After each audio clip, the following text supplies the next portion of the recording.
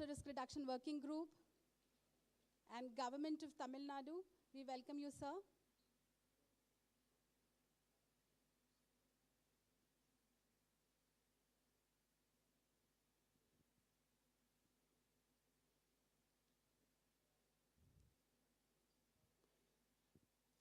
Honorable Dr. P.K. Mishra, Principal Secretary to the Prime Minister, delegates from the G20 member countries, guest countries, international organizations, officials from Government of India and Government of Tamil Nadu.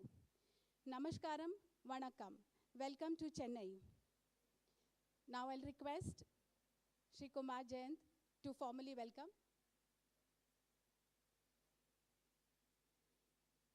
Our chief guest today.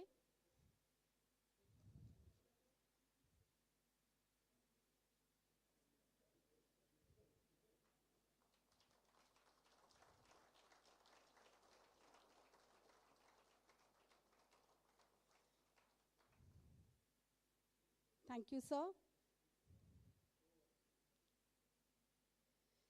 As you're all aware, and you can see today the title is Fireside Chat.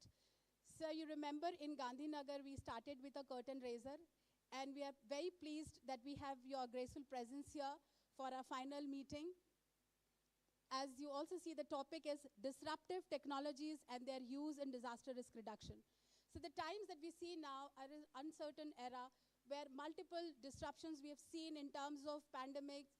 There is disruption of supply chain.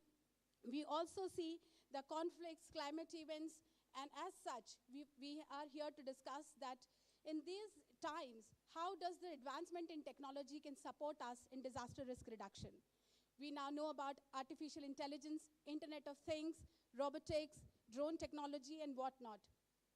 Southern India is also known for its advancements in technology, so what better state than Chennai to hold this discussion?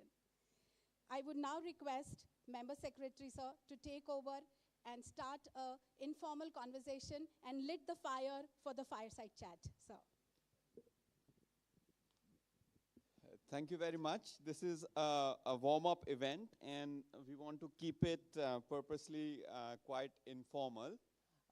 That is the idea. It's a fireside chat. Normally, when you chat around a fireside, there is no moderator. But the organizers have asked me, and I don't have a choice, so I'm trying to moderate, light touch moderation. But I would ask my fireside panel, well, I can't call them panelists, you know, whoever, my friends who are going to sit around the fireside to just join me here. I will not take the names, just please come. Eric.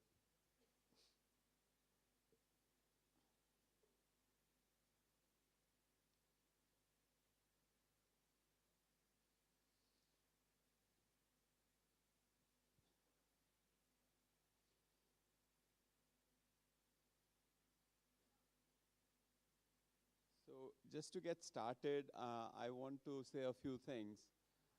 Earlier this year in March, we organized the third session of the National Platform for Disaster Risk Reduction. And when we were doing that, we invited interests from different agencies to exhibit their technologies. And even in a short time frame, the kind of response we got from everyone across the country was so huge that we couldn't possibly accommodate everyone who wanted to exhibit the work that they're doing on new technologies that have a lot of promise of making a difference in disaster risk management. And the range is really huge. You know, Mrinalini mentioned drones. Just 2 weeks ago, we had a meeting with Google. Google is saying that, the earthquake sensors installed up there in the Himalayas are sort of passé. You use the network of Android phones to detect the primary waves, and you use that on scale to deliver early warning system. We've used some of Google's work for flood forecasting in the Indo-Gangetic Basin. In one of the events, we saw how if we track the use pattern of social media users that gives you a sense of where the distress signal is and use that to design your response. When the earthquake happened in Turkey, the data sets that were available globally could predict the kind of impact you would see, and they were pretty close to the order of magnitude that was actually experienced without going there in half an hour of the earthquake. So the promise is huge. The promise is that we will be able to optimize the resources that are utilized for response. The promise is that we will be able to track the generation of risk almost in real time. We will be able to assess damages and losses, very quickly. We will be able to communicate quickly. We will invite public participation, crowdsource data to have a good sense of what is really happening on the ground. But does the promise and the reality really match? So this is something I would like to sort of instigate this fire around. And maybe I can start with you, Eric, from FEMA. The Federal Emergency Management Agency has, among all the disaster management agencies across the world, the most experience on mitigation. You've had a mitigation program for over 2 decades now. We are just starting out. And I have 2 questions. One, I would say something about, there is a lot that the world talks about the, real-time flood risk mapping in the US. You type in a zip code and you know what's your risk. How does it really work in reality? This is not a panel. We are sitting around fireside. You are allowed to be very frank. And the second question I have is that, have you used, we've had a few major events, including several big hurricanes in the last few years in the US. How have you used that for post-disaster assessments? And give us a reality check of the promise of technology and what happens on the ground. When you bring in new technology, what is the kind of accountability framework you bring in? New data, new technology has a lot of promise for those who are the entrepreneurs, but as a civil servant working for FEMA, you have to be sure that this new thing really works. How are you dealing with this? Yes, it's working.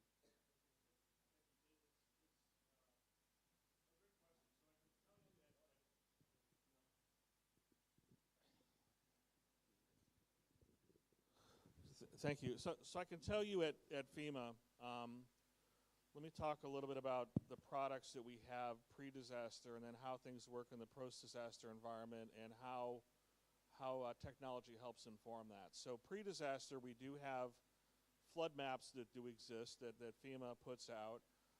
You can put an address or zip code or latitude, longitude, and understand to some degree what that flood risk is for your area. However, those maps were made to help generate a flood insurance policy. They are not truly reflective of risk. We've seen after Hurricane Harvey in Houston, over half of our flood claims will come in outside of the mapped flood area. So we are moving to a more graduated risk model. We like to say where it rains, it floods. Because we are seeing flooding in areas that are not in our mapped areas. So that's one thing we're working on, is improving our maps. But technology, I could talk a little bit about, I worked in our Disaster Operations Center during Hurricane Harvey, Irma, and Maria. And the way that it works in the United States is that we rely, when I report to the White House, when I report to the President, what is the state of that disaster? We rely on state governments, and state governments pull their data from local governments. However, when we're in that response center, we have TV screens, like I'm sure a lot of you do, and we have our major networks up there, and they're getting data from all over the place. So we're trying to understand, like in Puerto Rico, do people need rescuing in this hospital? Is this road washed out? Did this dam break or not? So data is coming in from all over the place. The question is, how reliable is that data? Where is that data coming from? So we typically will only report data that comes from a reliable source, from a state or local government. That state or local government may be getting it from a different source. But it's very challenging with social media and a lot of data that's being pushed out there to understand what is actionable, what do I use, and how do I report that to the president, and then how do I share that with our first responders to make potentially life-saving decisions. I'll just close briefly. In terms of new technology, I get calls all the time from various vendors that have a new product, whether it be a drone or imagery or a new flood barrier, and they're always wanting to share this new technology with us. So at FEMA, the way we have it set up, we have another part of the Department of Homeland Security called Science and Technology. They're like the research arm of the Department of Homeland Security. So they work with universities, they work with the private sector to help evaluate that technology, to determine whether it's appropriate to use for FEMA. So that's one way that we kind of vet the new technology. But yeah, the last thing I'll say is we have been criticized, FEMA, quite a bit for, and this happened after Harvey, Irma, Maria, by Google and Microsoft, a lot of private sector companies. They want access to our data that we're putting out, where are flood claims coming in, where people that had water in their homes or that were rescued. They want to take that data and create maps and other products. And so I know we are working to try to make the data we do collect that we feel comfortable with more accessible for the private sector, so that the private sector can do other things with that. But overall, it's a real challenge to try to understand what product is appropriate, where's the data coming from, and how do we have actionable information based on data and technology. Thank you very much, Eric. I think a lot of what you said resonated with our experience at NDMA India as well, in India as well. Almost every week, there's a vendor trying to show us a new technology. And I think the model that you have, that there is a unit which actually evaluates the technology, is really something worth looking a bit more closely, so that we are not overwhelmed by the supply side and there is a system. The point that you made about so many reports on social media, other media, and then you feel the pressure that, well, everything is out there. How do you evaluate the whole plethora of information from multiple sources? What techniques can be used to sort of filter the reliable from the not so reliable? Sometimes, in our country, we've seen there's an event, and there's a WhatsApp video going on, which is from an event which happened 3 years ago, but it's a similar location and it's creating. So I think that sort of, in the coming years, that will be a big challenge for us in disaster management authorities to manage this. You mentioned social media, and I know that Indonesia has a huge user base of social media users, specifically applying for disaster risk management. The only 2 disaster management agencies that have more Twitter followers are here, US and Indonesia. So how do you, I mean, we are only slightly behind you, Raditya, in terms of Twitter followers. So how do you use social media effectively for your work? Thank you, Kamal. So I like to follow up also from Eric that from the specific data that we have, there's an information. From information, then there will be analysis. And what is actually the responsibility of the government itself is the public trust that we have to have. The public trust, when we have a social media, then this is the authority that they should believe, especially when the community against hoax or rumors on any other event that you mentioned, maybe it's not there. For example, at that time at Mount Agung, there's eruption. The eruption was at Mount Pinatubo in Philippines. It's not in Indonesia, and there's a travel warning. And it was all over the media social is coming. Yeah, the picture is just, yeah, it was just, maybe it's just illustration, but people are then asking what happened here in Bali. And there's 2018, there's many disruption. That's why now with the leverage and the partner with the Ministry of Information and Communication now and the house, we say the power of the house. Even the president office is also involved. How to prevent hoax, because the second hoax is not only politic issue but also disaster issue. When people are now being panicked and like before there's an NTB earthquake and there's a hoax, people are saying we have to evacuate for the whole island, and the whole people were asking us what is actually there. That's why information should be there before it been asked, because people are, how do you say, they want to have the information. So that's why we have to give the information immediately.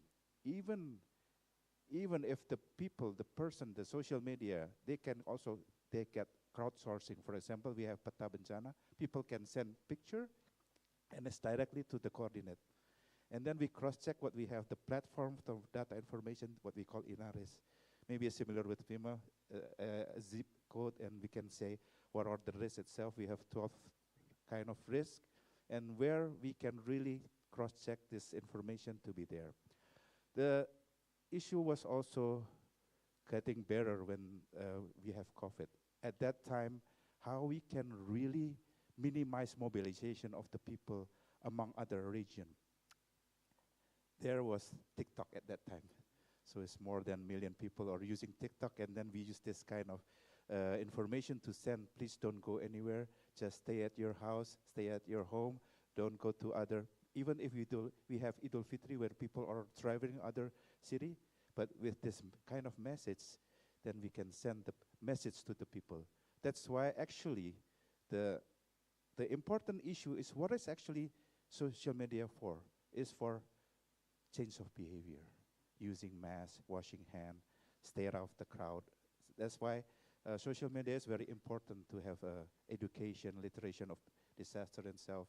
Even now, preparedness culture is very important. During the GPDRR last year, our president mentioned about sustainable resilience. 2 of them included the preparedness culture and innovation on science and technology.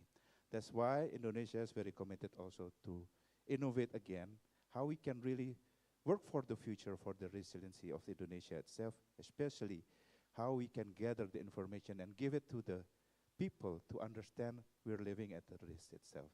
As a big country of archipelagic country, Indonesia, of course, the very big challenge is about cultural behavior. That's why social media play a very important role. Thank you. Thanks, Raditya. Quotable quote there. You have to provide information and reliable information before it is even asked.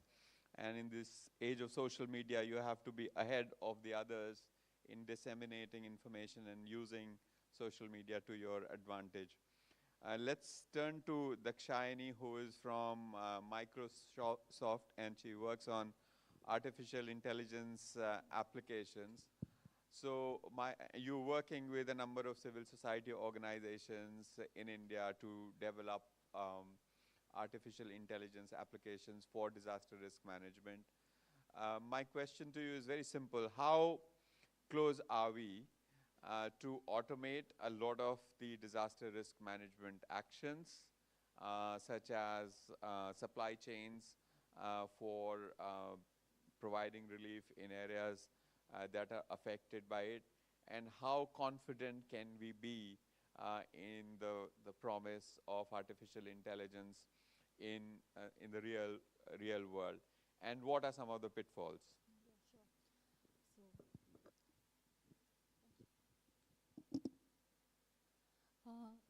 So Microsoft has a program named AI for Humanitarian Action. So based on that, there is a lot of projects across the globe.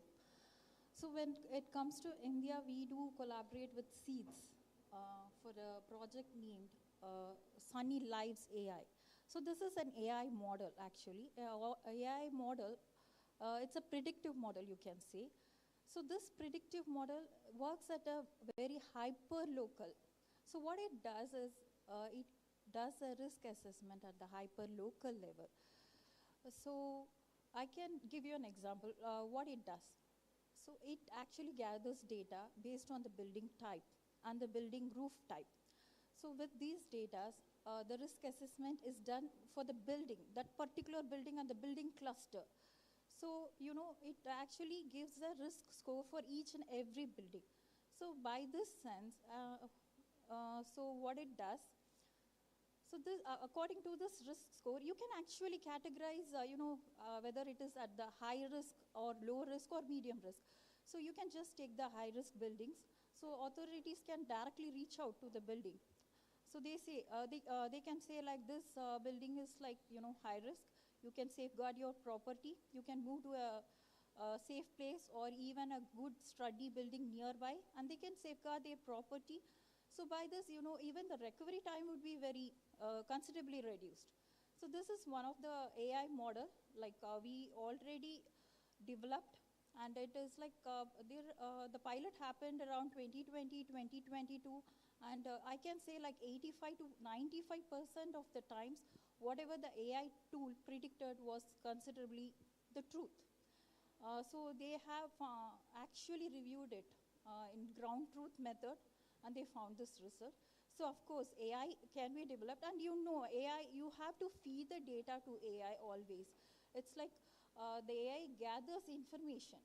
So this information is provided by everybody. So even the historical data, along with already I told you, like the building type, the building roof type, and even the terrain in that area. So all these things are actually taken into consideration in this particular AI model, right? And moreover, we do have another thing named planetary computer. So this this contains a global catalog of global environment data. So this data can be utilized by communities to create AI-based solutions and support tools for managing disasters. So of course, AI is there. I don't say like it's 100%, but definitely with all the collaboration, and even the community can give back to the AI. They can give back their products to the AI. So by this, the AI is also getting enriched. By when can we say that many of these things are doing rapid but 80% reliable risk assessments in the face of an imminent event, etc.? By when can we take it to scale to cover all the 1.4 billion people of this country? So I can say, because right now they have just 1 year, 2 year, 5 years? I can say 5 years. Okay. 5 years. But one thing I just want to point out, because this Sunny Lives model, when they started, it was just for the cyclone and floods. They've actually covering it for the heat waves, heat waves, as well as earthquakes as well. So you can see like 4 disasters is already covered in the AI model, this particular AI model I'm speaking about. So there are many AI models, and we can also develop many AI models just on the base of the planetary computer, which I was already telling. Not only that, even for the forest fire, there is another AI model which is already, I won't say implemented, actually it's in consideration. So all these things, and again, for the pandemic, you can use an AI model. So there are a lot of different examples where you can implement it, and definitely technology is there, right? It's dependent upon the information, the source of information which the AI can get. The more you use it, the more you train Yes, it, the better that's it right. gets. Yeah. Let's turn to Tamil Nadu. Tamil Nadu is a very progressive state when it comes to application of technology. You've had the TN Smart program for several years, which is talked about as a global practice. So from where you sit, Additional Chief Secretary, please tell us your experience, both from a technology perspective, but also from governance perspective. How easy or difficult it is for your systems to adopt new technology, which comes with a fair bit of risk as well of going wrong. Thank you, Mr. Kamal Kishore. We at Tamil Nadu, we started this TN Smart as a one-stop shop in an app form. So we had a tie-up with the Regional Institute for Multi-Hazard Early Warning System in Thailand. And they are in MOU with our state disaster management agency. And this app has been developed for right from defining the database of vulnerable location till the last point of tracking our response. So the whole gamut of steps are covered, defining the databases for vulnerable location, rainfall data, collecting these, then getting the hazard data and the forecast of hazard, and then creating it into a risk model. And all the modeling has been done inside the app, and we are also looking at some of the technological solutions, like if we have the rainfall data, we have the reservoir data, and we have the previous rainfall data, and then we get the hazard warning, what is going to come. Then up to what precision can we predict at a basin level or an urban level. So these things are already part of the TN Smart. Parallelly, we have a storm surge model developed by IIT, and we have a multi-forecast city level model where we have done an extensive drone mapping. In fact, we have done the drone mapping for the city area as a separate and the whole coastal area separate. So these maps are of the base of the model. And with these technological input, the system calculates what is the error, where is the risk factor, whether it is extreme risk for a given rainfall or for a given prediction. It may not be always dangerous based on what is the incipient data.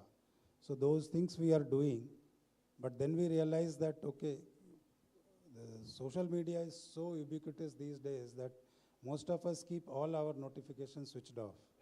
So this doesn't mean, like, we have around 250,000 users of this TN Smart app. 180,000 are public, 75,000 are our own operators, including right from the top level up to the first responders. So this is very good tool, instantaneous transmission, and we can transmit different type of messages to different type of people. A district magistrate will have a different outlook for response. With the Apda Mitra, who is the field level, village level volunteer, will have a different type of message. Then we came to something called Common Alert. Let me interrupt just on TN Smart before you go to Common Alert. Can TN Smart be scaled to the entire country or other countries? Yes, it can be scaled because we are already in discussion with RIMES to, in fact, actually establish a multi-hazard center from their side here. So they are already in talks. So they are open to open. But the other point is we are now splitting it into something called TN Alert. TN Smart will be exclusively for the managers and practitioners who will have a lot of data. The point that we push a lot of data makes the public to switch off their notifications. So we want to have the actionable intelligence only segregated out of this and in a different app, which will give a public alert message, which will like be a fire alarm that it should be always actionable. So that differentiation we are doing, it is almost ready. And technology-wise, there is no issue. We are now embedding the disaster SDAM also. All the data which we put on web where the practitioner and the district magistrates can see and operate. And looking forward in the future, I think AI's first port should be that when you have all the data, all the preparedness, every resources inventory online, map is online, disaster prediction is online, risk is online, everything is available in the system. Now we are expecting the practitioner to see everything and take, okay, which boat should go where, which person should go where. That can be, I think, the easier goal for AI, where you have a small AI, small level AI from your term, technology term, which can give the final output that everything is given, what should be done. That is my point from AI angle. And TN Smart, as you asked, it is open to scale. There is no issue because the inherent technology is common. And app is only a resource intensive thing. Whatever resources we put, it can operate. I think technology-wise, there is no issue on how many people are using the app at one point of time. So that is. Thank you. Very, very promising. And it will be good to see all the sort of new mapping, extensive mapping. One point I wanted to stress. Like we went to SMS-based common alert protocol. Then we realized that in given atmosphere, nobody reads the SMS. So I think you are also discussing with this thing. We are discussing a really disruptive technology, not in the AI and ML sense that the warning will go and disrupt the person wherever he is, whether he's sleeping or on. So the mobile phone will ring up with the information. So that will be the real CAP, disruption. that is the next phase as that well. will be the real disruption. Yeah. So talking about alert and early warning, a lot of the discussion on alert and early warning has been on life-saving. Different infrastructure sectors also use early warning, but different infrastructure sectors have different level of proficiency in it. So Manjusha, you work for the National Hydropower Corporation. How are you using disruptive technologies for managing your operations in the face of, to manage risk of losses from different kinds of hazard events?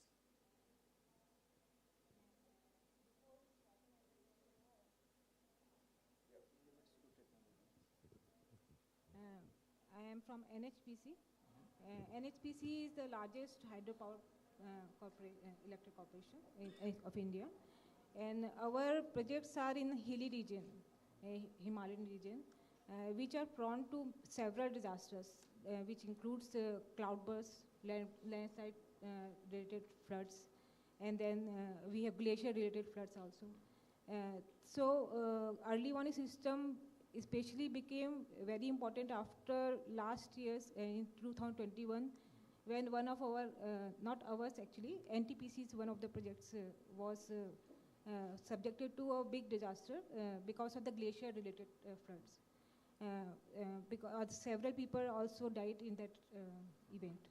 So after that, with the intervention of Ministry of Power, so early warning system, a comprehensive early warning system was the found to be a need of the hour. So we took initiative in that. So we implemented, the structure is like we want to have a GND site upstream of our project with 1 or 2 hour warning. We install automatic water level recorder in that locations, in which we sense the water level based on the radar-based sensor. And then we transmit this data to different control rooms that have been set up in the dams and project locations. And we have set up a master control room in our Faridabad corporate also. And we have developed a software called as eAbhas. And equations that we have built in this software, that is all in-house based on the long-term historical data that we have got for different projects. So the automatic water level recorder reads the water level, and we have data loggers over there, and then it is stored in the cloud-based location server of that instrument vendor who has supplied that. So we get the API, application programming interface, from that location to our software. Then the system processes the data, and we get the warning 1 to 2 hours before that event is going to take place. So because of that, I would just like to tell you that we have 20 power stations, and around 9 gigawatt projects are in construction stage.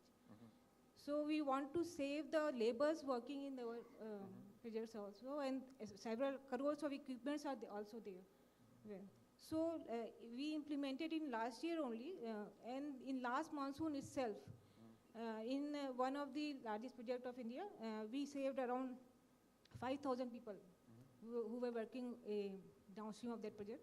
And then crores of equipments were lying there. In another project, smaller project in Sikkim, around 200 people were saved, evacuated because of that, and crores of equipments.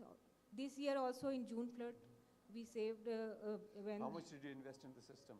Few lakhs. Our system, the beauty of our system is that it is very simple and cost effective. And then we have, it is implementable because the people sitting at the dam site are not skilled people. They have to understand the process also, how easily we can communicate it to them. So master control room also is people are not skilled. So we made this software like this that we have given some threshold value that when orange alert is there, we have given different alerts. So they start calling the concerned people that orange alert is. So all the NHPC projects are covered now by the system? Yeah, all the NHPC, including the joint ventures also, we have covered. So there are some teething problems also when some floods, the automatic water level recorder sensor sometimes goes away, then we'll have to implement it. But it is implementable, and we are finding it that it is giving a really positive impact in last 1.5 years only. So we are strengthening it further. In some of the projects, we could not automate it, so we are automating it. And then our system is only water level based and GND based. But we want to have some mapping for landslides also, for glaciers also. So we are collaborating with different agencies now also, the NGRI and NRSC, etc. So that we can strengthen it further. Great. Thank you. I think that's a very good example and very heartwarming, especially after last year, February's very traumatic event in Chamoli district, which we studied as well. So Rajendra Ratnu, you are in your home state. Right now you run the National Disaster Management Institute. Talk about technology, not from a technology perspective, but from a governance perspective. You have been an administrator as well. How can there be a greater uptake of disruptive technology in the business of disaster risk management? What are some of the impediments? How do we bring about a cultural shift so that there is more openness? How do we sort of work with systems like the one that Microsoft is working on? The more you work with it, the more you train the system, and the more useful it becomes over time. But governments are often criticized that we are not open, we just want to sort of maintain the old system. It's an unfair comment, but it is said. Eric has the same experience in the United States as well. So talk about it from a governance perspective. I like to talk on a dimension from the governance perspective, which is often not there in our dialogue and narrative currently. And that is creating a enabling environment for onboarding of these technologies. And it is very important for two reasons. One is that the window of climate change is narrowing down. And second thing is that disruptive technologies themselves are very time sensitive. And therefore, it is a time to take stock, not only at the country level, but also at the WIPO level and global level, that what kind of patent regimes we can have to have expeditious examination of these technologies and give a window.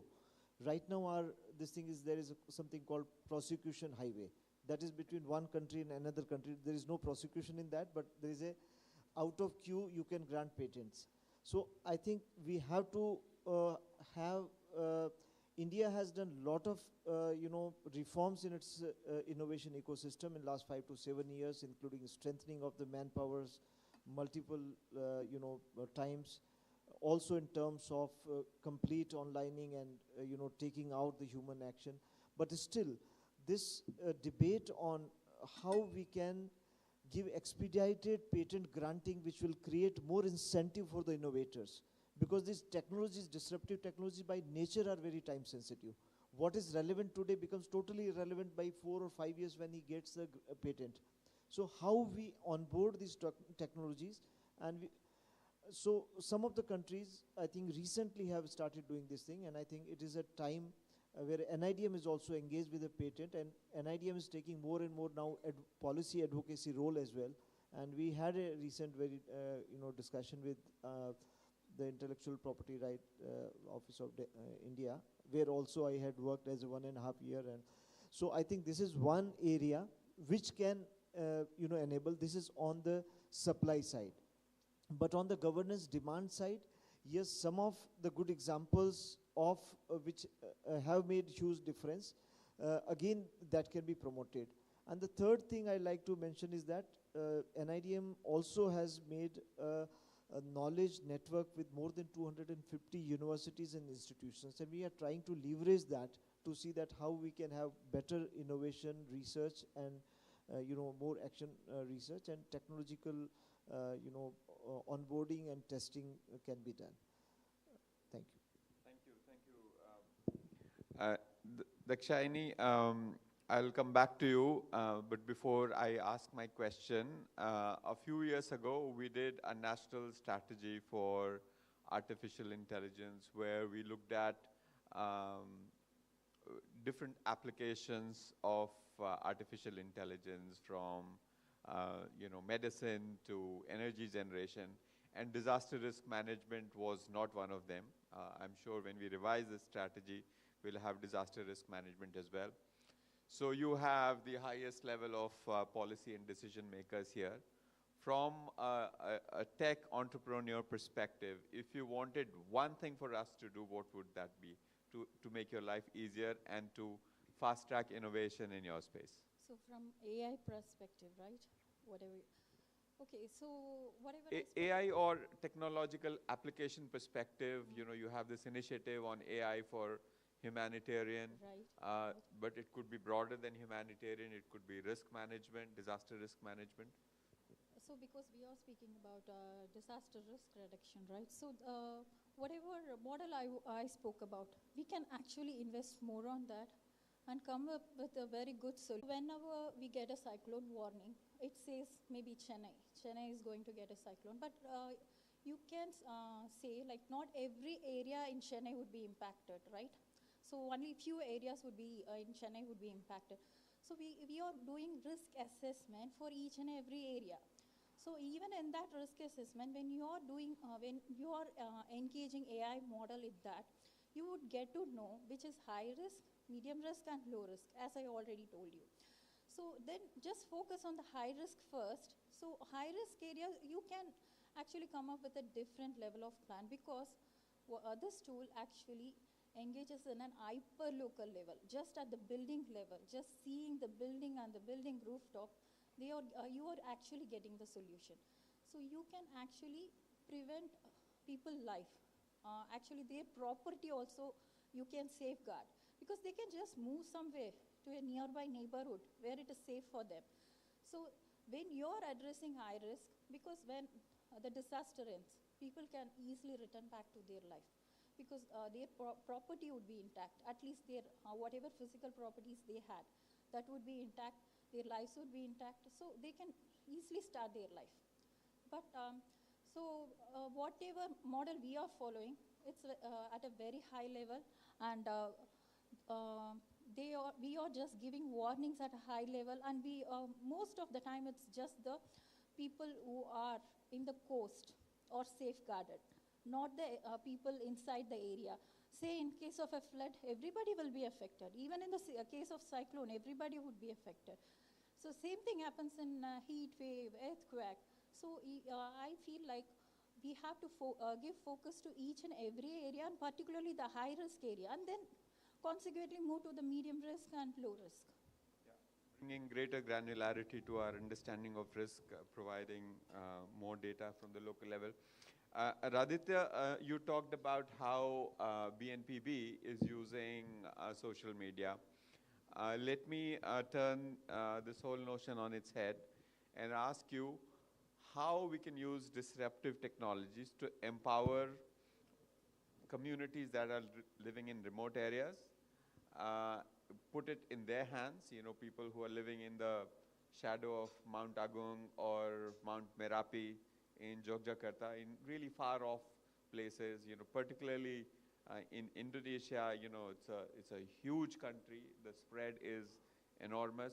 How do we put it in the hands of people rather than just keeping it a government-centric or NDMA, BNPB-centric thing? What is the next frontier? First, we should agree that we're on the same page, that resiliency is a local issue. So it's not national issue.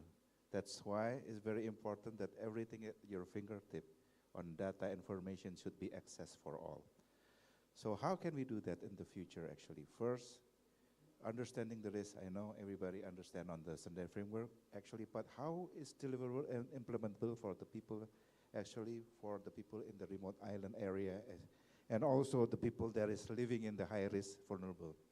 We have to have the big data that now we're collecting not only from the NDMA or BNBB, but we also have a cross-sectoral issues, cross-sectoral data, API to API data from risk, for example, like schools. Now we know that 479,000 schools are medium and high risk in the whole Indonesia, for example. We have the data API to API for health, community services, and hospital. We have data information on population per 100 meters square. We have also survey. So this kind of dynamic data that is very important, we have to deliver to the people, and people can be accessed for free. That's why now the national government endorsed with the policy that is really a mandatory for the local government from province to district. The 3 minimum services. First is about the information that should be disseminated to the people, the local people directly. So this is a mandatory for the local government, district government, governor, at the province level, because it's a mandatory for them to do this, including how to provide information when there's a, for example, there's a prediction on cyclone and so on. So that's why us as the national government, we endorse also working together with the line ministry, including the Home Affairs, and to put resilience as a local issue to give them for the future to understand. 80% of the people in Indonesia are using social media. So this is one of the challenge is a modality, social modality is there, but the challenge also to understand that information is very important for them. Thanks, Raditya. I think the point you made that we can bring about integration across sectors to have a better understanding of risk at the local level is very, very exciting. Eric, you talked about the limitations of the flood risk model. In the US, it was used with a certain purpose, but the actual flood incidents are different from what the model says sometimes, and it becomes even more complicated in urban floods. I mean, we're experiencing this right this moment in our country as well, where translating the stream flows into inundation is very difficult because the land features change very quickly. They change every year. So you have to revise the whole thing every year. So, and flood is a major risk in the United States. So what's the next frontier?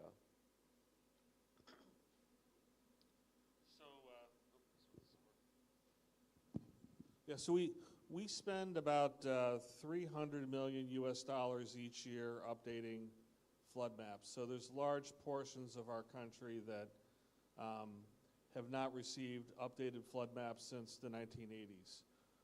We try to prioritize areas of high population, high growth, changing in risk.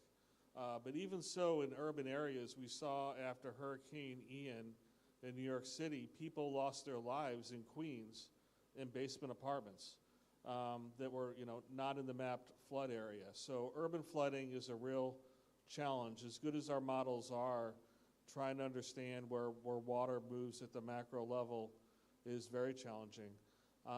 We in the U.S. at FEMA, we've been criticized recently. There was a private nonprofit organization called First Street that put out their own version of flood risk.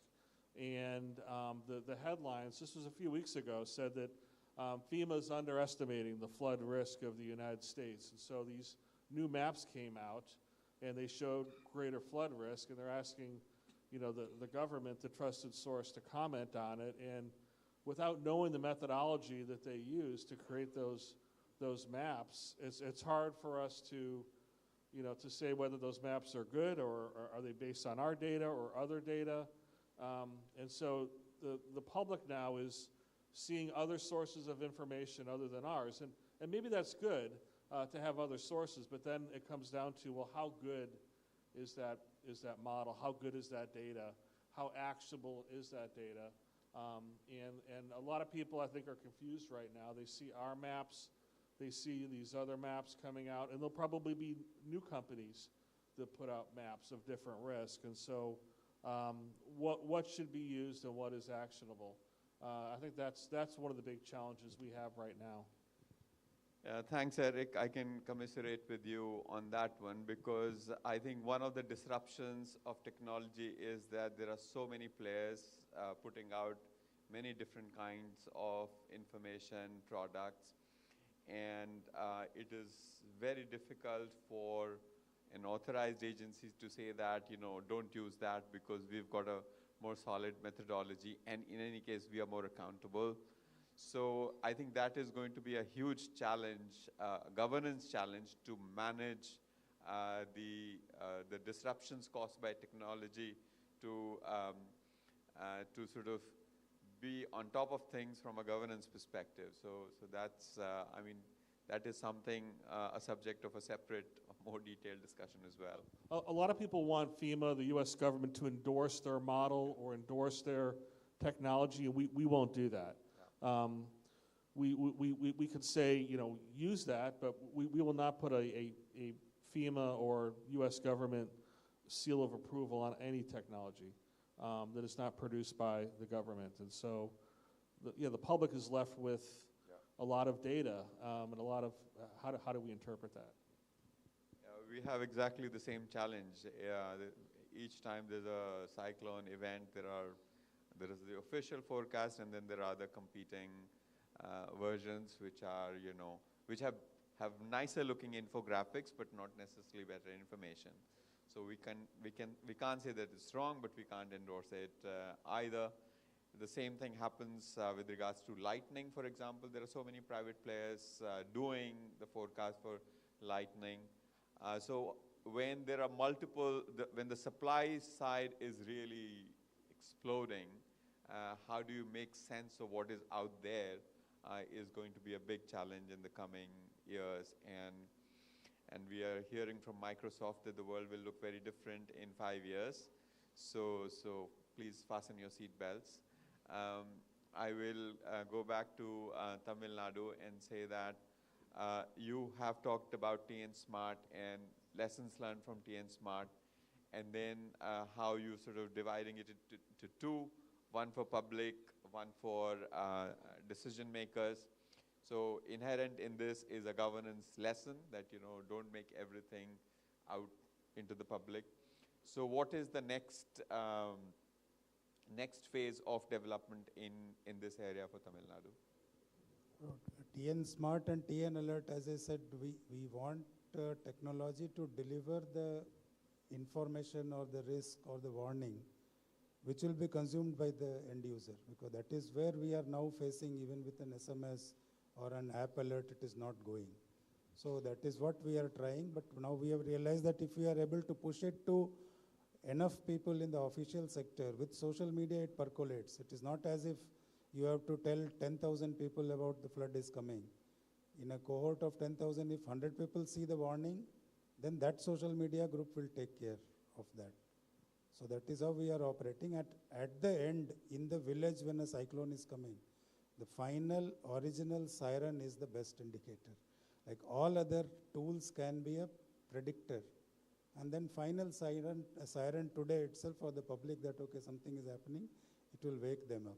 I would just like, if you can permit me, our Additional Chief Secretary, Water Resources is here, about what FEMA was telling, how to have a governance solution for this multiplicity of data and authenticity of data. Good evening to everybody. Sorry for interrupting. In fact, I was prompted because of the... yeah. So you are asking... good, we can have water. I'm dealing with water. So, just to add to what Mr. Kumar Jayant is saying, Government of Tamil Nadu is also taking care of this plethora of information which comes from various sources. Particularly in case of water, You get information from IMD, you get information from various bloggers. There are so many people who will be giving the information. But there is no authentic information available, what is really going to happen, and how we are going to see the availability of water and also water-related disaster, whether it is coastal disaster, flooding, or even in a way you can have cloud burst, etc. also. So what Tamil Nadu government has done is that all these stakeholders are brought on a single platform, and I would like to I'm happy to inform you that the Tamil Nadu Water Resource Information Management System now is up and kicking, and it takes real-time information from all the stakeholders, put it as verified and unverified information, because any information coming, we don't put a filter on that, but after verification, it is put as verified. And that is what is the single source of truth about the information available. That is one part of it, but that is more for the internal stakeholders. The other part of it is TN sweep, that is using the satellite-based imagery to do the flood modeling, etc. So in a very nutshell, what I want to say is that all the water availability throughout the state would be mapped and is being mapped. Based on that, how we'll be having the possibility of flooding is mapped on a continuous basis. Using the digital elevation model for Chennai and the nearby area, we are trying to see in various situations how and which area would be sort of facing the problem, how it should be mitigated, and where are the bottlenecks. And it is more important to take care of the expected disaster during the pre-disaster or the period when there is no disaster, and try to reduce when you say risk reduction, so far we have spoken about dissemination of information when any disaster is going to happen, or it is taking place that time, the rescue period. What I am telling you about is that how we can be reducing the risk, particularly the hydrological risk. So here we have taken some 10 to 12 models, mathematical models, and we take information from all the available sources, and for different scenario, these models will be working and will be pointing out where exactly is the pain point and where we should take care. And that is the way, since last 2 years, the government is trying to take the flood mitigation works taken up with the highest priority coming down. So that is first part. Second part is to involve the public. And for that, the Tamil Nadu SWIP will be taking the charge. And in non-disaster period, that will be prompting the people to come forward and be better prepared, better resilience, social resilience, and also their participation in saving the water bodies and bringing back the hydrology. Because what happens, most of the water-related disaster take place because of our disrupting the normal flow of the water. So in all our water courses, rivers and ponds and reservoir, how it has to be done so that we should not be getting a problem. Finally, all the water bodies, I mean, we have more than 3.5 lakh water bodies in Tamil Nadu, which we have taken the geolocation, geotagging, and a network has been made so that we'll be exactly knowing how will be the flow of water, where we will be anticipating flood after some time, and accordingly, the entire reservoir operation and the PWD tank operation is being done. So this is what I just wanted to add. Finally, we are not working in isolation. Anything related to disaster will go through the TN Smart and TN Alert only. What we are doing is we are giving a backup there so that a single source of truth will be there. And on a continuous basis, we'll be doing the hydrological analysis so that we are better preparing ourselves to deal with the flash flood as well as the riverine flood, and to mitigate the problem if it is coming due to the coastal hazard or maybe a cyclone. Thank you. Thank you very much. Are there any other questions from other people sitting on the other side of the fire?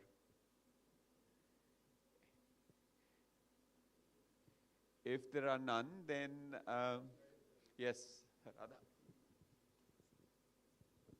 Sir, to the audience, I'm Radhakrishnan. I'm at present Commissioner, Greater Chennai Corporation. So I just want to share some of the challenges as practitioners we face is that on one side we have this, the erstwhile Hogo declarations and a framework, and rapidly changing environment about disruptive. On the other side, we have grassroots people who actually handle, whether it's a block development officer, village administrative officer. One, we need to demystify and tell, just like I would agree with what he was telling, to the common people that yes, Disruptive technology is something which we are actually, over a period of time, people have adopted in Tamil Nadu. Whether it is, if you remember rightly, if I remember correctly, the first disruptive technology in 2005 was media. After the tsunami, on March 28th, there was a major earthquake in Indonesia. The first alert came from BBC in London to the people in the district that we were covering you and there is a major earthquake, probably a tsunami will come. By the time the Commissioner Revenue Administration told the collectors who were supposed to come for a collectors conference to go back, all people in a very organized way, unlike December 24th, had gone back to higher areas or interior. So that is first one. Second is Twitter. When you look at, whether it is Vardar, especially, the Chennai floods was a major disaster, written about several times. But that was perhaps the first time when the hashtag system came, where it is prevention Chennai hashtag or relief Chennai hashtag or rescue Chennai hashtag came, which worked again closely with government. After the, of course, that disaster cannot be said it was not a disaster. It really helped Twitter. The third challenge which we face is people understanding, that is the cutting edge people, what is Internet of Things, what is blockchain. That is where I think we need to guide people that is being done. Of course, our respected DGP is there, Chief Secretary is there.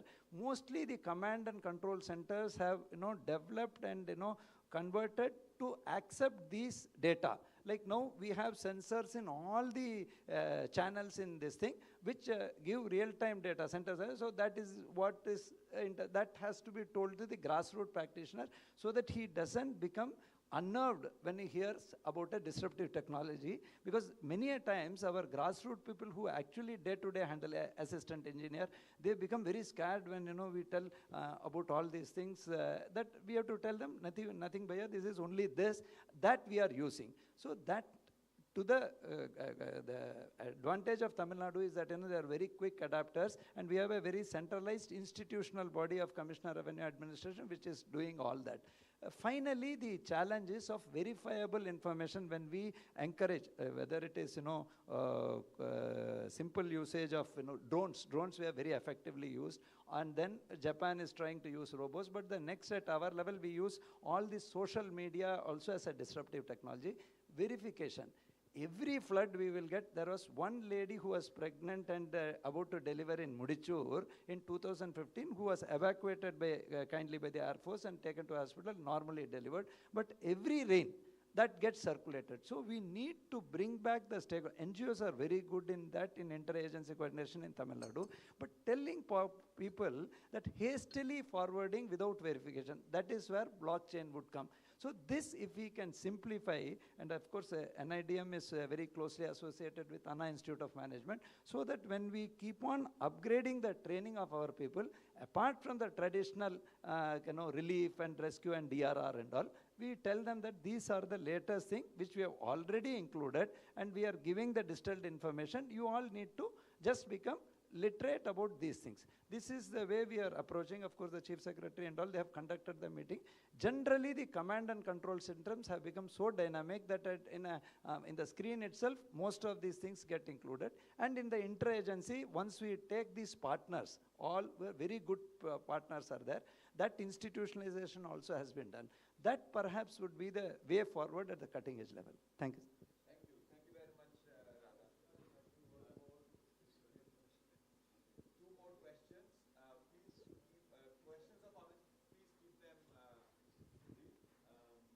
I just had a small question. I just want to inquire if someone has used model is about disaster response.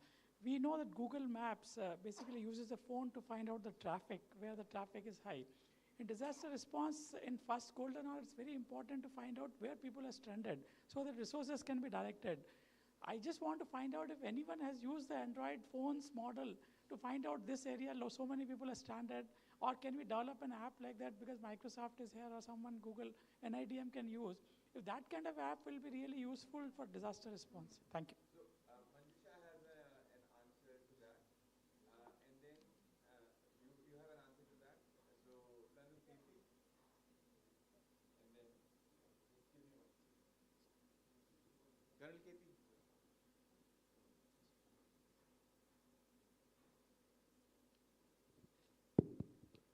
Good evening, everyone. What he was saying, using this publicly available information from Android platform or for that iOS platform. We experimented with this during Char Dham Yatra, which is currently ongoing. So what we did was, with a kind of a quasi MOU with Map My India, today we are in a position to tell you that how many people are on what stretch of Char Dham Yatra, how many vehicles are there. Uttarakhand government is also working on this. So at the experimental stage, yes, we have started working on what you are suggesting. But a bigger question which I have been thinking about is, we as a country revolutionized UPI, we took that as a challenge, and we developed a stack for it. Probably there is now a need to look at a disaster stack so that data collection becomes unified across various agencies, and data sharing also becomes much easier. Probably that will, if that stack is developed by the leading agencies in the private sector. Sir, the kind of payment which we are doing, payment interface, unified payment interface, that allows various commercial agencies to seamlessly talk to each other, even in the front end when the transaction is happening, or at the back end when the bookkeeping is happening. Similar kind of stack is required in the disaster environment also, is my views. Thank you. I think UPI is a major success story, and it has had huge benefits, UPI and financial inclusion. Correct, sir. I think the rate at which we are able to do direct beneficiary transfer is like, Yes, sir. It was revolutionary, and that kind of thing probably is required in this field also. I have one answer to Mr. Radhakrishnan, as he was saying that the people sitting at center command and control station are not skilled actually. So we have to make them skilled. Yeah. No, actually, they are also the people who are sitting there. They are the AE level people. They don't have the actually idea of that how flood is going to impact them. So that's kind of thing I was talking about. So for that we have the software we developed, like it has only user ID and password, and whatever activity is going on in that software is at back end at our corporate office, and they just have to see that if it is going as red or orange. So accordingly they have to operate the gates or evacuate the people and do that. And then at grassroots level also, I have one question. In general, I have a question actually. As you would be knowing, in hydropower stations, like we have in non-monsoon season we have peaking. So we have to release the discharge suddenly. We have to alarm the downstream people. So every day we have this alarming system. Then when flood comes, then also we have alarming people. People get used to that alarms. So they are actually not really vigilant.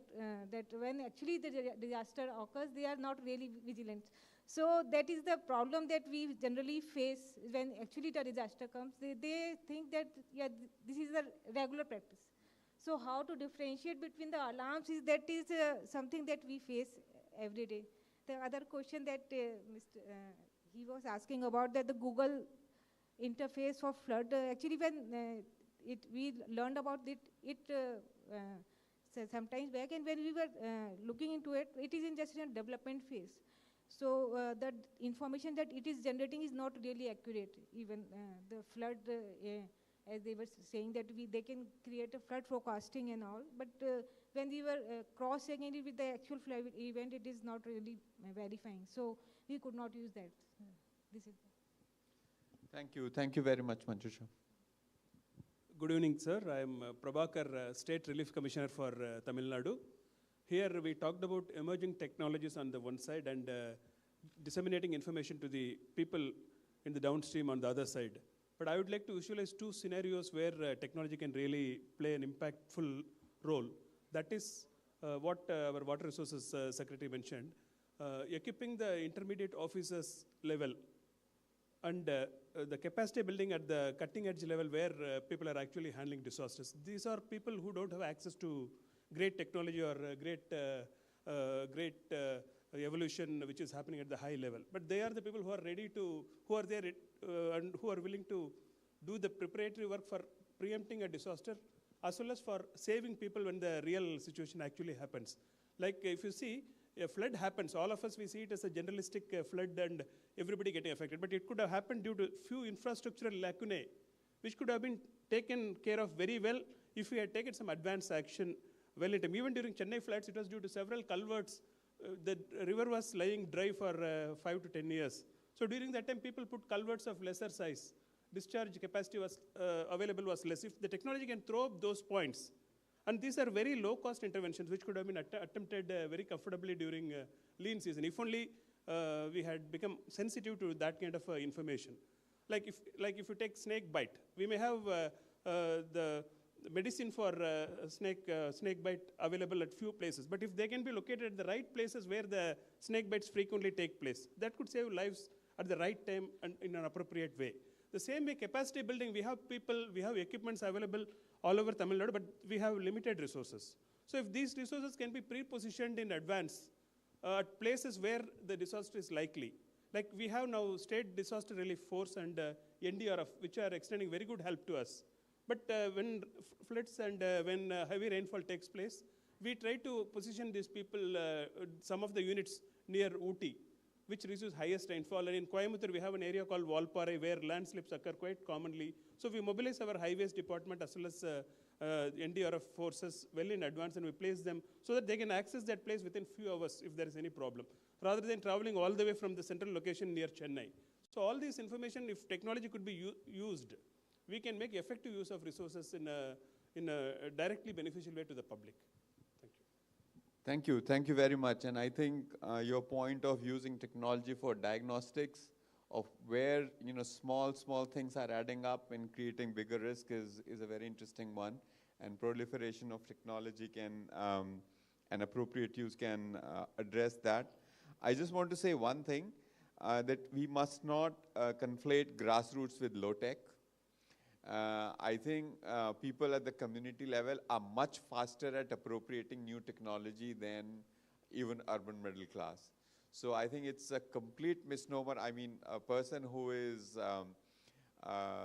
harvesting coconuts and selling it to the market using technology very effectively to optimize the price he is going to get.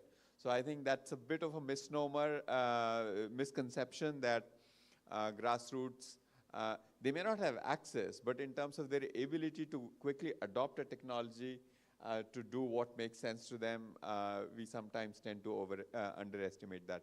So with that, I think the fireside is coming to an end, but Professor Santosh has a question. It's really the last question because we are running behind schedule. Thank you very much. I just have 2 questions very quickly. No, one question only. Just because when we are talking about disruptive technology, largely when we are talking about the static population living around the vicinity of the risk. But how about the people who are actually mobile and going through at that areas? How we can give this warning to the people who are traveling? So travelers, can this go to them as well? So geo-positioning of those travelers, how that can be located with the service providers of the mobile phones. That is one. Connected to this, that is how the capacity building programs can be evolved for actually taking up the technology together. Many of the applications which are coming up, but people are actually not aware of that. So how that community can be engaged with the dialogue, that these are the systems which are the new one, and how that can go for the actually early warning system or disruptive technology. So any of the global experiences on this, that people who are on mobile and people who are static, the different two technologies. Thank you. Mobile is, what we are talking of, common alert protocol is based on the mobile in an area. So we define a map. On the map, we define the area where the disaster is going to strike, and the message goes to every mobile which is there. It is not registration based. It is location based. So that technology is already there. I think that's what they are saying. They are working on a really disruptive sound because nobody sees the SMS. So technology is pushing the message. When we define on the map of whenever water release is there, we can define what area has to be alert. Or if a flood warning is there, we can give water inundation can take place. So that is already there. It is not based on who is static or who is mobile. Whoever is in that location gets the message. Sir, just one last point. that there is a separate database in WIPO about the climate adaptation related technologies. Since 2013 they are maintaining, and 2022 they have brought out a book which is a compilation of all the technologies which classified into 3 categories, which are tested and tried, and those are which are frontier and long horizon technologies. So it's just a information with everybody who is curious about appropriate technology, that what are the innovations across the globe is available as a database.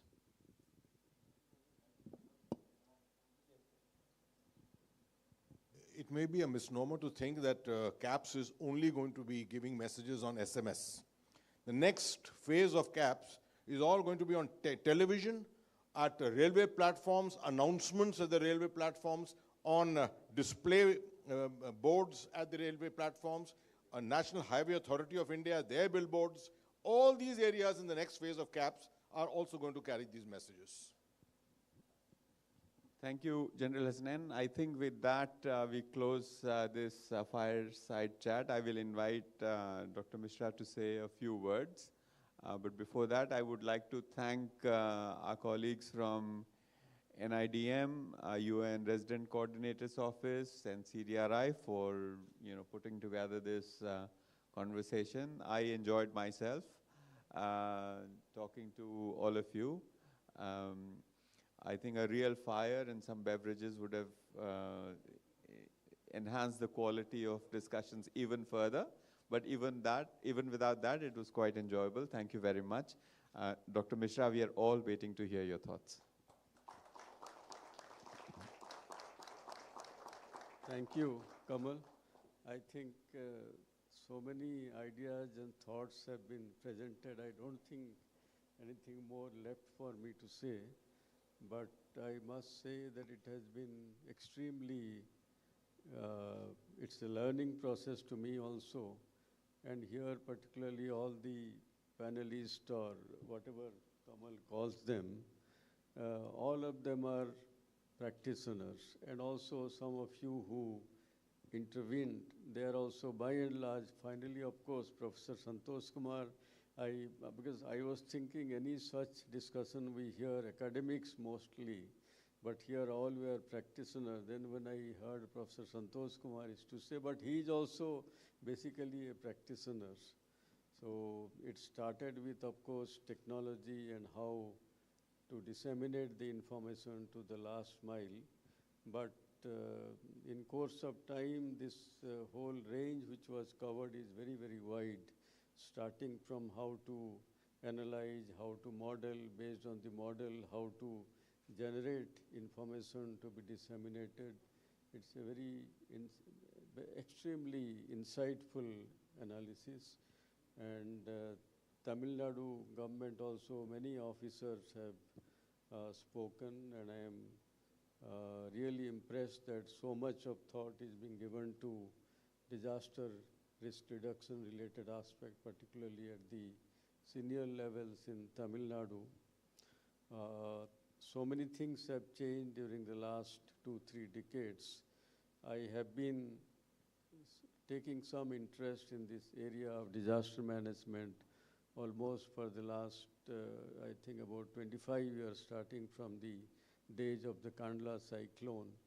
And so much has changed in this. It is always very, what we couldn't think of 20 years ago, the type of warning which was being generated, the way it was being disseminated, so much has changed. And technology really is disrupting everything, not only in disaster management, but here a mention was made about UPI, the Unified Payment Interface. That is one of the major innovations in India, and the digital public infrastructure, which is probably one of the most widely acclaimed use of digital technology for development globally and widely appreciated. And some point was made that that also can be used for disaster-related activities, along with, of course, Aadhaar and mobile phones. And the interesting thing about UPI and now some months ago this what is called ONDC, the e-commerce network. Sorry? Open network, ONDC. That is comparable to actually this UPI in the sense that these are not platforms or portals, but these are actually network of various types of platforms where anybody can participate, whether it is public sector or whether it is private sector, and they can have their own innovations, own apps. So whether similar thing can be done in the area of disaster related information and innovation also, that's a very good idea which had never occurred to me also. Here it was mentioned. And starting from technology, many areas, of course, this analyzing the water-related issues and how to generate certain types of information, that's a very challenging task actually. And any model, we have to make some assumptions, and how accurate are the assumptions actually. And also, of course, the model parameters, that has been a challenge. And with technology, of course, the discussion about AI, for example, that can also help. Of course, the way AI has been used so far may not be very adequate, but some form of AI has been used for many, many years. But this recent innovations based on the large language models, LLMs and all, that can help. But ultimately, whatever data you put, the result will depend on that. So how accurately we put our data, how we make our assumptions, these are some of the important things. But certainly technology has made a big change, and we can do much more as we have been doing, and so that people can benefit. But anyway, it is nice to see all of you and hear your ideas, and I can see many familiar faces here, including, of course, Amudha and so many others. It has been a very interesting thing for me and very enjoyable evening. Thank you very much. All the best. Thank you, sir. Sir, as an ode to your 25 years to disaster risk reduction, we would like to present a memorabilia to you on Bhuj. It's an accordion which has been developed by vPhoto in close coordination with National Disaster Management Authority. Ms. Sindhuja, I would like you to come forward. And sir, if you could present it to the chief guest, please. Sindhuja, maybe you would like to also...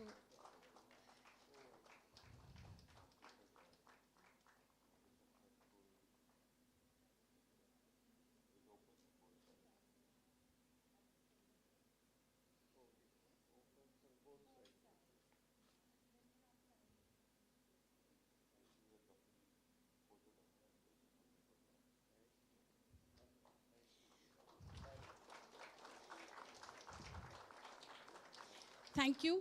A couple of weeks back, we were faced by a major cyclone in North Indian Ocean by the name Cyclone Biparjoy.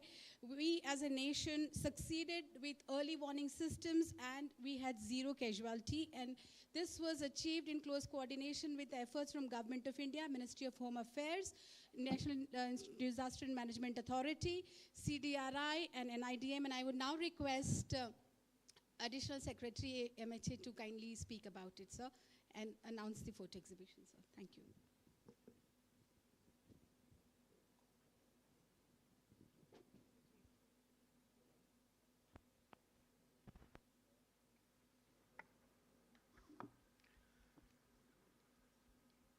Honorable Principal Secretary to the Honorable Prime Minister, Dr. P.K. Mishra ji, respected Chief Secretary of Tamil Nadu, Sri Sivdas Meena, Sri Kamal Kishore, Member Secretary, NDMA, other members of NDMA, delegates from the G20 countries, officials, senior officers of Government of Tamil Nadu, Ministry of External Affairs, NDMA and NIDM. Good evening. As we all know, western coast of India faced an extremely severe cyclone Biparjoy. Between second working group meeting of DRR and third working group meeting at Chennai. This extremely severe cyclone Biparjoy has tested resilience of our community. It has turned into an example of effective disaster management practice. It was the government of India decided to document this story right from early warning, preparedness, response and relief, because there was a zero casualty. Today, during discussion, so many technologies we discussed, we spoke, we heard. This was real India Meteorological Department, NRSC, they used many new technology and they gave early warning system. They provided this warning so accurately at the landfall time, it was exact time was also predicted, plus where it will landfall, that was also predicted at least 3 hours before landfall. So Government of India decided, National Institute of Disaster Management, to prepare a document. And this document will be released within 1 week of time. Today, a photographic portrayal on cyclone Biparjoy management has been, outside we have prepared. This is capturing a sense of this triumph of zero casualty and resilience. It may serve as an inspiration not only to our nation, but to the entire world. It's a matter of immense satisfaction that this achievement showcases the triumph of the local community and the power of collaboration in the face of adversity. At the third G20 DRRWG meeting that has brought together more than 100 delegates from 20 nations. The incredible coordination right from the day Director General India Meteorological Department warned this as an extremely severe cyclone on 10th of June till its landfall on 15th of June 15th. The coordination between various agencies of the provincial government and federal agencies such as NDMA, Coast Guard, NDRF, Power Grid Corporation, telecom service providers, which were involved during this cyclone Biparjoy. Their collective efforts, their unity in purpose, successfully saved the previous lives in Kutch. It was a true display of how a robust early warning system and preparedness can make all the difference in the face of natural hazards. Kutch and some parts of Saurashtra region of Gujarat had faced the brunt of the earthquake and cyclones in the past. They have bounced back thanks to early preparedness and the efficient response and relief measures put into action. The strength of the community spirit was on full display as the local people came together to face the challenges head-on. This success story highlights the importance of investing in disaster preparedness, not just financially, but also in fostering collaboration among the various stakeholders. When the government agencies, NGOs, volunteers, and citizens stand hand in hand, nothing is insurmountable. It is this community-driven approach and in implementation of innovative technology ideas in disaster management that makes all the difference. On behalf of Ministry of Home Affairs, Government of India, we congratulate National Institute of Disaster Management for putting up this visual portrayal Biparjoy management. I request our Honorable Chief Guest of today's event, Dr. P.K. Mishra sir, to inaugurate the exhibition and open it for the esteemed delegates. I welcome you all to visit the exhibition and take a look at the visual portrayal of this success story. Thank you. Thank you very much. The dinner would be at Hall 8. You would just go towards the left. The extreme end of this arena would be the Hall 8. Thank you very much. Very good night to you all.